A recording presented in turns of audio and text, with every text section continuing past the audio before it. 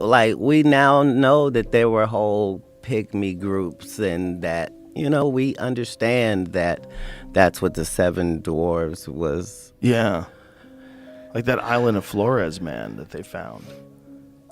They literally call it a hobbit. It was like a 3-foot tall person that was covered in hair, smaller head than us, used tools. How did they know that Mars was the red planet, and why was it a worldwide fact? Right. When we went to these temples, they weren't in there singing and reading from a book. And I am saying, as a people, we need to know exactly who we are globally and cosmically.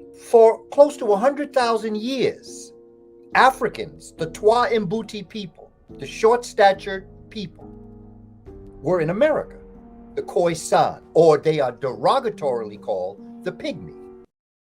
About the history of humanity is that our origin, inception, progression, and proliferation was dependent on the Twa people, who are also known as the Pygmies.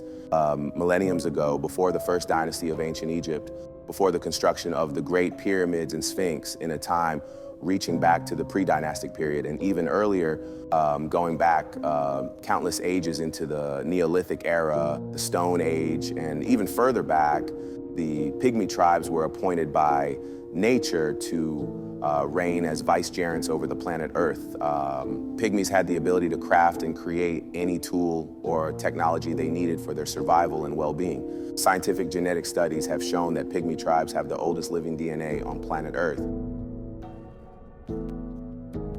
The Pygmies were present in Egypt, or ancient Kemet, since the very beginning of the first dynasty, as can be seen on Narmer's palette.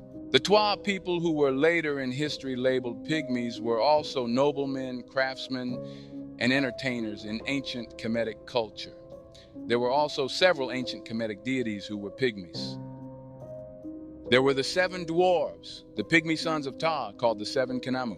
Pygmies also show up in African culture and mythology as both helper and tricksters throughout the continent, having the ability to appear and disappear, and having immense healing abilities.